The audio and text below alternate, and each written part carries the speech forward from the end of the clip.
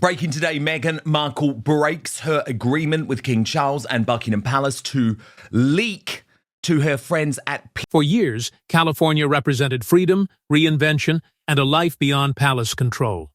But behind the gates of their carefully constructed new world, pressure was building.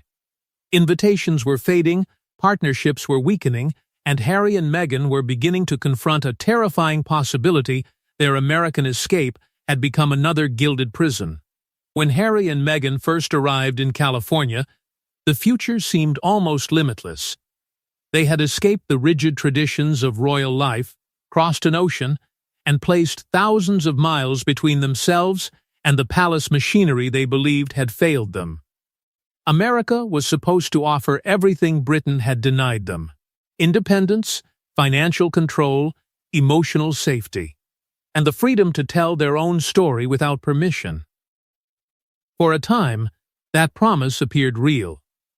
Their names opened doors. Powerful figures returned their calls. Major companies saw opportunity in their global fame, and every announcement carried the weight of a new beginning. Meghan threw herself into building a life that could not be controlled by royal advisors. Harry stood beside her, determined to prove that walking away had not been an act of destruction, but survival. Yet success created a new pressure. Every project had to prove the escape was worth it. Every appearance had to show confidence. Every smiling photograph had to suggest that the couple had found the peace they claimed they were seeking. Behind that carefully maintained image, however, uncertainty was beginning to grow. Projects took longer than expected. Professional enthusiasm became harder to sustain. Influential friendships that once felt warm began cooling quietly, without public conflict or explanation. Public interest remained intense, but it was no longer predictable.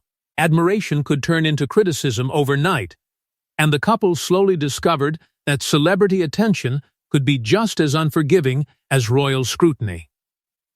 Meghan fought to protect the vision. She planned, adjusted, and searched for the next opportunity that might restore momentum. To her, California was not simply a home. It was proof that they could succeed outside the monarchy. Harry seemed less certain. The distance from Britain had once felt like protection. Now it felt like isolation. His old military circle had moved on. Childhood friendships had weakened. Family traditions continued without him, and the familiar rhythm of royal life, once suffocating, began to feel strangely comforting in memory. Neither of them wanted to admit what was happening. They described each setback as temporary. They insisted the next project would change everything. But private conversations were becoming heavier, and Britain's name was entering them more often. Then came one disappointment Harry could not dismiss. The details remained private, but its effect was unmistakable. For the first time, he began asking himself whether California had ever truly become home, or whether it had only been the place they ran to when every other door appeared closed. But the collapse did not begin with one public humiliation. It began with a series of private setbacks that slowly stripped away the security Harry and Meghan believed they had built. The Sussexes had entered America with global recognition, powerful connections, and the promise of extraordinary commercial success. Yet fame alone could not guarantee permanence. As expectations rose and results came under scrutiny, the deals meant to secure their future began creating a new kind of pressure, one measured not in headlines, but survival. The private setbacks Harry had tried to dismiss were now becoming impossible to separate from the larger problem. Their departure from royal life had not only been emotional, it had been financial. They had exchanged the protection of an ancient institution for a future that depended on contracts, public interest, and their ability to remain valuable in an unforgiving marketplace. At first, their royal identities seemed powerful enough to support almost anything. Companies saw global attention. Executives imagined exclusive stories, major productions, and access to two people who had escaped one of the world's most guarded families. Harry and Meghan were no longer simply former working royals. They were expected to become producers, speakers, campaigners, entrepreneurs, and cultural figures all at once. But royal visibility had once been automatic. The monarchy created ceremonies, tours, headlines, and public purpose around them. Celebrity life offered no such guarantee. Attention had to be earned again and again. Each project needed a fresh reason to exist, and every delay raised uncomfortable questions. Behind closed doors, the tone began to change. Advisors asked for clearer concepts. Executives wanted stronger results. Partners demanded consistency. The excitement surrounding the Sussex name had not vanished, but excitement alone could not replace completed work. Meghan responded by pushing harder. She explored new productions, business partnerships, charitable campaigns, and lifestyle ventures. Every idea carried the same private message: they could still prove the critics wrong. Failure was not merely professional to her. It threatened the entire story of their escape. Harry's discomfort grew for a different reason. He had spoken publicly about pain, grief, and royal conflict, but he increasingly feared that his wounds had become part of a commercial cycle. Each new deal seemed to demand another revelation, another memory, another piece of family history. What had begun as taking control of his story was starting to feel like being trapped inside it. That tension followed them into private discussions. Meghan understood that public attention remained one of their strongest assets. Harry questioned how much more they could reveal without destroying every remaining path back to his family. Meanwhile, the costs continued. Security, staff, legal disputes, property expenses, and production teams created pressure that fame could not hide. Financial independence had not freed them from control. It had simply replaced palace courtiers with executives, investors, lawyers, and the constant judgment of an audience. Then their advisors requested a decisive meeting. The assessment was direct, cold, and impossible to soften. The current strategy could not continue unchanged. That warning would force Harry and Meghan to confront an even deeper fracture, not simply whether their business model was failing, but whether they still wanted the same future. Behind every public appearance stood an unspoken conflict. Meghan believed retreat would validate every enemy who had doubted her. Harry feared that staying might cost him the last connection to the person he had once been. California was no longer simply their home, it had become the battlefield on which their marriage was being tested. The warning from their advisors had exposed more than a failing strategy. It had uncovered a growing divide between two people who had once appeared united against the world. For Meghan, leaving America was almost unthinkable. California represented the life she had defended through criticism, rejection, and relentless public judgment. To walk away now would allow every commentator, palace insider, and royal critic to claim that she had failed. So she pushed forward. She spoke about new plans, fresh partnerships, and another reinvention. She insisted that difficult periods were part of building something independent. But Harry no longer heard determination in those promises. He heard the pressure to keep proving that their escape had been worth the cost. Britain had wounded him deeply. It carried memories of family conflict, public humiliation, and a system he believed had refused to protect his wife. Yet it also contained everything California could not replace. Old friendships, military traditions, familiar voices, a sense of belonging that had existed before his life became a global argument. He began speaking about home in small, guarded ways. A visit, more time with family, a temporary base, never a permanent return. The language remained careful because the truth behind it was too dangerous to say aloud. Meghan understood what Britain could do to them. Returning meant stepping back into the institution she believed had damaged her confidence and threatened her emotional well-being. She feared palace officials would use Harry's nostalgia against her, slowly pulling him toward the family and away from the life they had built together. Their children made every discussion more painful. Questions of education, security, identity, and royal heritage entered conversations that once focused only on freedom. Harry wondered whether distance from Britain was truly protecting them, or whether it was creating an absence they might one day resent. Would they question why family traditions continued without them? Would they feel excluded from a history that still shaped their names? Meghan worried about the opposite. She feared that greater royal contact would place their children inside the same system they had escaped.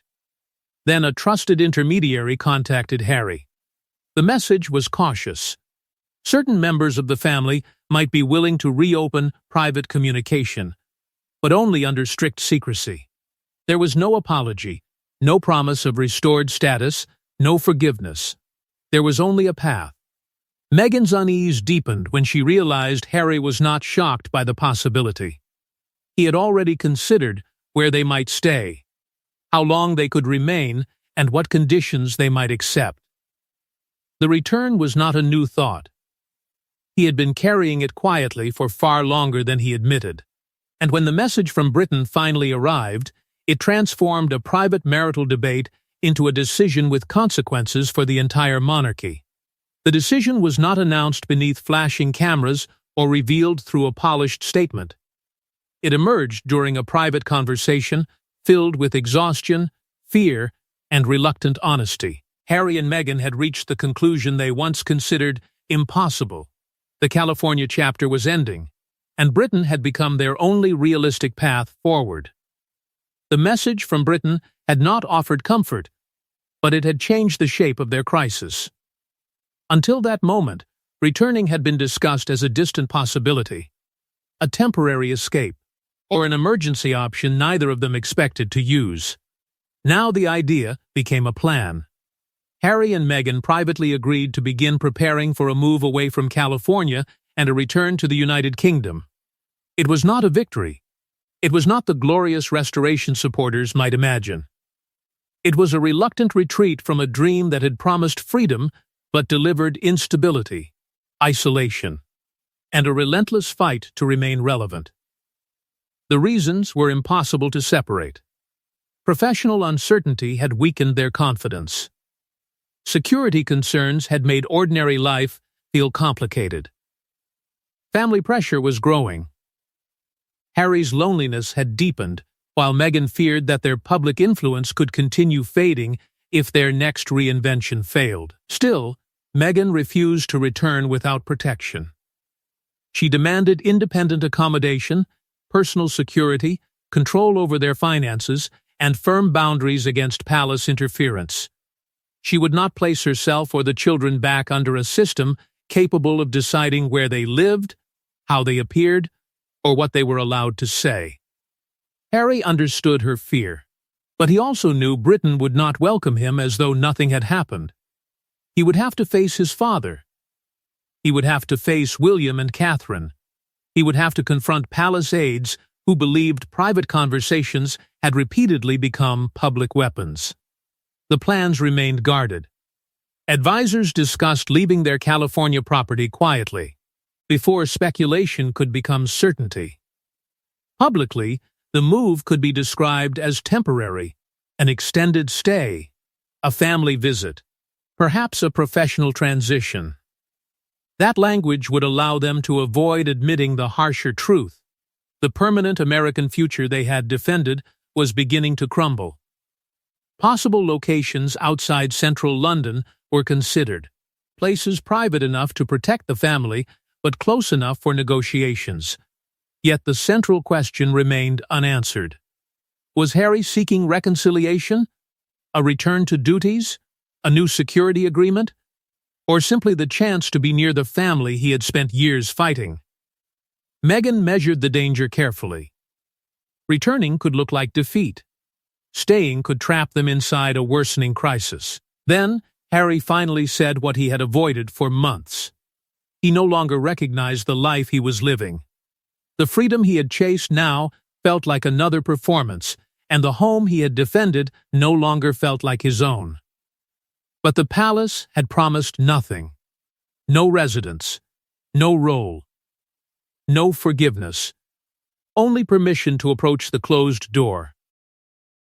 Yet deciding to return was far easier than persuading the monarchy to open a door that Harry and Meghan had spent years publicly slamming shut.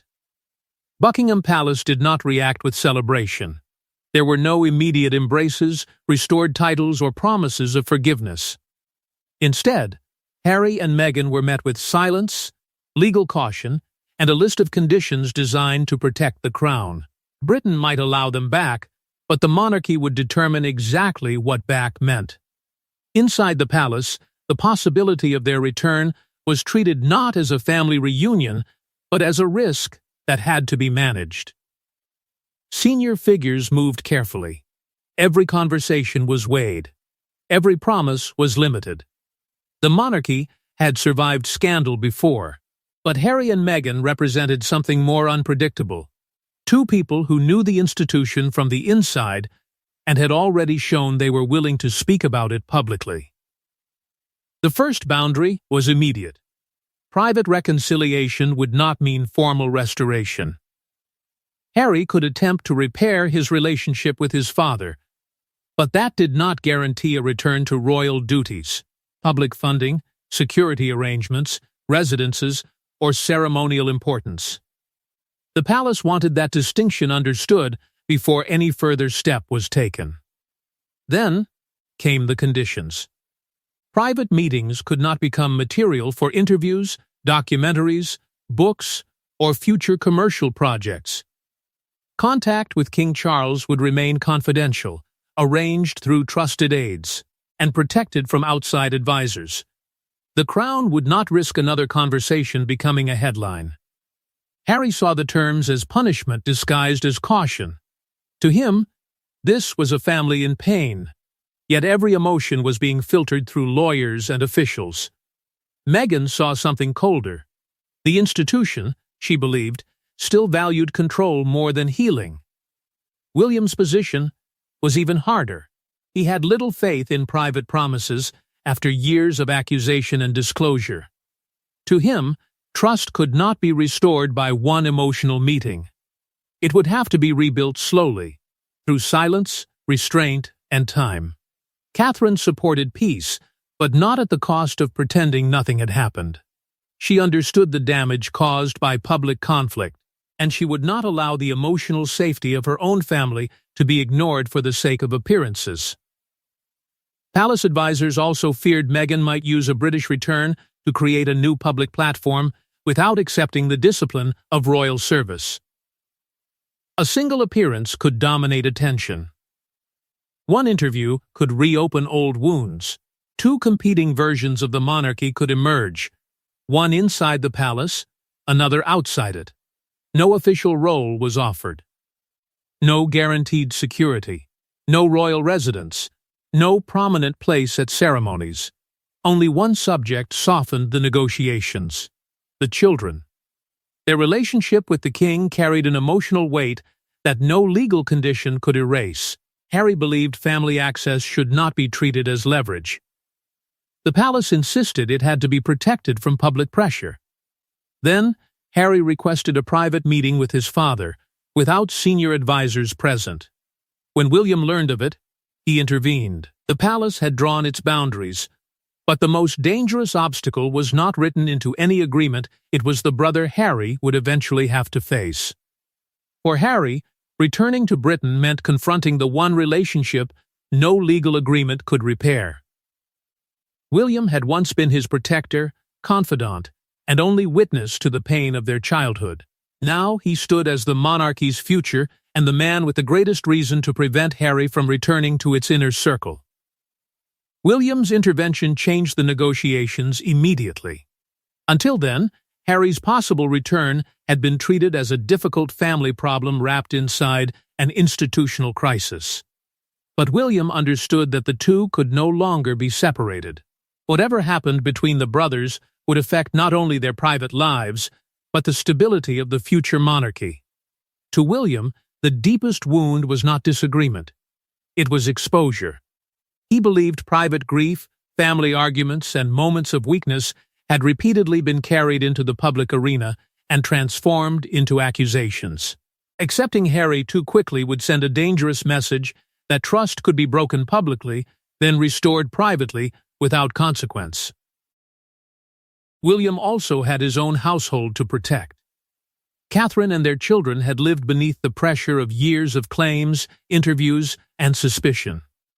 As heir to the throne, he could not allow personal guilt or childhood memories to weaken the boundaries surrounding his future reign.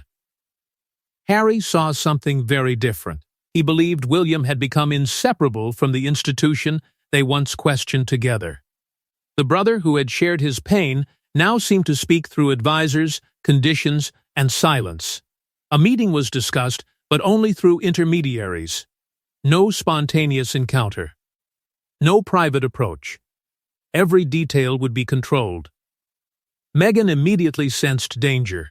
She feared William would present Harry's return as a rescue, drawing him back into the family while casting her as the force that had led him away.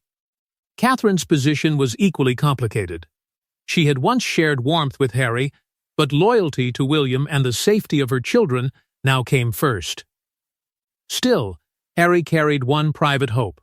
Their shared grief over Diana belonged to no advisor and no palace office. He believed that memory might reach the part of William hidden beneath duty. It did not produce an apology. William refused to discuss restored status, royal duties, or ceremonial roles. Trust, he insisted, would have to be rebuilt over time. He demanded a long period without interviews, accusations, leaks, or public pressure. Harry heard punishment. William called it proof. Their confrontation was restrained but raw. Old anger surfaced. Neither brother accepted full blame. Neither offered the words the other had waited years to hear. Yet when the meeting ended, neither closed the door completely. For the first time, an uneasy path existed, fragile, narrow, and dependent on secrecy. But secrecy was already slipping away. And just as the brothers reached the edge of an uneasy understanding, news of the secret plan began leaking beyond palace walls. The secret could not remain hidden forever. Within hours of the first whispers, Britain and America erupted into speculation. Supporters called it a courageous homecoming. Critics called it surrender. But beneath the noise lay a far more dangerous question. Who leaked the plan, and what were they trying to destroy? The first reports appeared before Harry and Meghan had agreed on the language of their return. There was no finished statement, no confirmed residence, and no guarantee that the palace would offer anything beyond private contact. Yet the story moved faster than their advisors could contain it. What had been a fragile negotiation was suddenly public property. Every side created its own explanation. Some claimed Harry was finally choosing reconciliation over pride. Others insisted the move proved the California experiment had collapsed under financial pressure. There were whispers of marital strain, suggestions of a calculated reinvention, and accusations that the couple simply wanted royal relevance again. Meghan was furious. She had agreed to consider Britain only if security, privacy, and independence were settled first. Now, the world knew about the plan before those protections existed. To her, the leak was not merely embarrassing. It weakened their position and made every condition look like a desperate demand. Harry immediately suspected the palace. He believed someone inside the royal system wanted to expose the return early, forcing him to accept stricter terms. Palace aides reached the opposite conclusion. They quietly wondered whether the information had escaped through the Sussexes' wider circle, where advisors, friends, and business contacts all had reasons to shape the story. In America, commentators called it the final verdict on their Hollywood ambitions.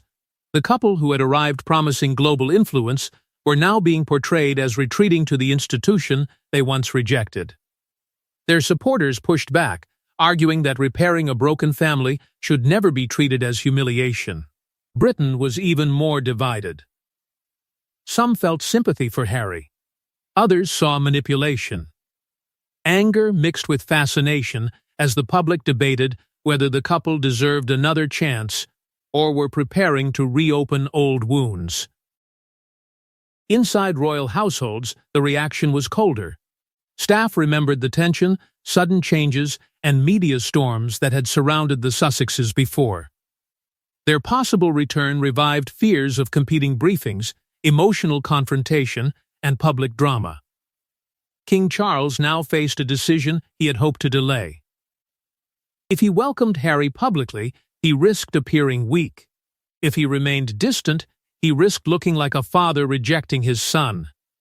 William became more guarded.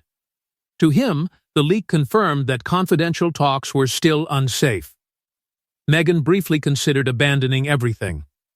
But the preparations had advanced too far.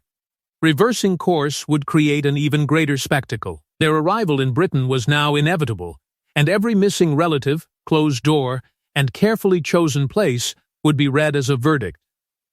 The journey back was no longer a private escape from California, it had become a public trial, in which the monarchy, the media, and the Sussexes themselves would all be judged. When Harry and Meghan finally returned, Britain did not resemble the home they remembered. The family had changed, the monarchy had hardened, and old wounds had become official policy. Their arrival ended the California dream, but it also opened a darker question. Had they returned to heal the royal family, or challenge it again?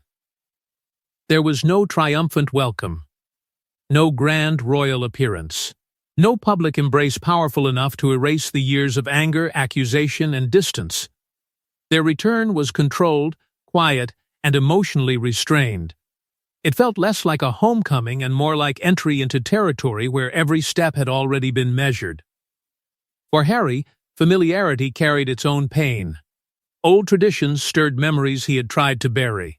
The language of duty, family, and service returned with uncomfortable force. Britain still felt deeply connected to him, but it no longer felt entirely his. Meghan understood that every expression would be examined. A smile could be called victory. Silence could be interpreted as regret. Confidence might be labeled defiance. She controlled her emotions carefully, knowing that the public was not merely watching her return, it was searching for proof that California had defeated her. The first days brought private meetings, not official duties. There were no restored roles, no renewed influence, and no ceremonial promises. King Charles remained divided between the instincts of a father and the caution of a monarch. He wanted contact with his son and grandchildren, yet he feared that one poorly handled conversation could reignite the crisis. The children briefly softened the hostility. Their presence reminded everyone that the conflict was no longer only about interviews, titles, and accusations. It was also about family bonds that could disappear with time. But even that warmth could not solve the larger questions. Harry and Meghan now faced a painful identity crisis. They were no longer the confident American escapees who had promised to build a new world beyond royal control. Yet they had not returned as accepted working royals. They existed between two lives, belonging fully to neither. Meghan began considering a different strategy: controlled appearances, charitable work, and a renewed public presence in Britain without surrendering independence. Harry, meanwhile, confronted the harsher truth. Returning could restore proximity, but not the lost years. It could reopen conversations, but not automatically rebuild trust. Questions remained over security, titles, housing, inheritance, ceremonial access, and the children's future connection to the crown. Each unresolved issue carried the potential to become another battle. Their move might become the first honest step toward reconciliation. Or it might create a new conflict more dangerous than the one they left behind. The irony was impossible to ignore. Harry and Meghan had escaped Britain to protect their future, only to return when the future they built elsewhere could no longer sustain them. Because the California dream may have crumbled, but behind the palace gates, Harry and Meghan are about to discover that returning home does not end a royal war.